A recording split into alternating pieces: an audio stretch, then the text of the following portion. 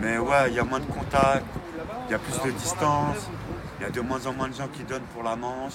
Taoufik, comme des milliers d'autres SDF, se retrouve encore plus seul qu'avant en ces temps de crise sanitaire. Cela fait 12 ans qu'il vit dans la rue, son collègue Laurent, 10. Ils font partie aujourd'hui, au même titre que les personnes âgées ou immunodéficientes, des communautés les plus vulnérables face au coronavirus. À leur service, il y a la Croix-Rouge, l'une de ces organisations moins médiatiques, mobilisée depuis le début de la crise et qui a dû réorganiser ses missions. On porte le masque, on porte les gants. Euronews a pu suivre une équipe porte de Saint-Cloud à Paris. Au programme des bénévoles, distribution de nourriture et contrôle médical des sans-abri. C'est un peu désespérant pour eux, donc on est content de...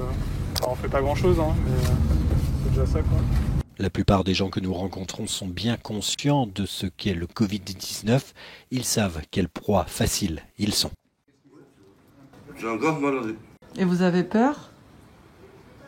Comme tout le monde. On n'a pas le choix, madame.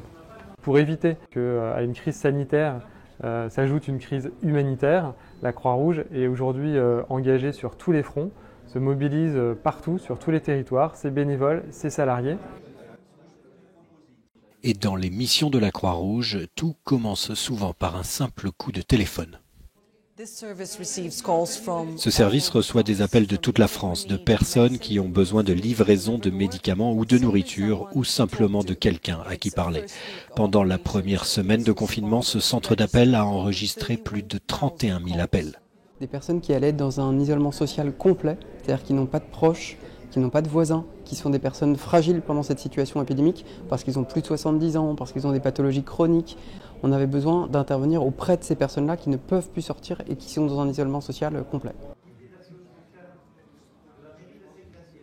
Je pense que ni les services hospitaliers, ni les forces de secours ou de sécurité, seuls ne peuvent répondre à une crise d'une telle ampleur. C'est bien la mobilisation de l'entièreté de la société, des citoyens, des entreprises, des collectivités qu'il faut pouvoir mobiliser pour répondre à cette crise.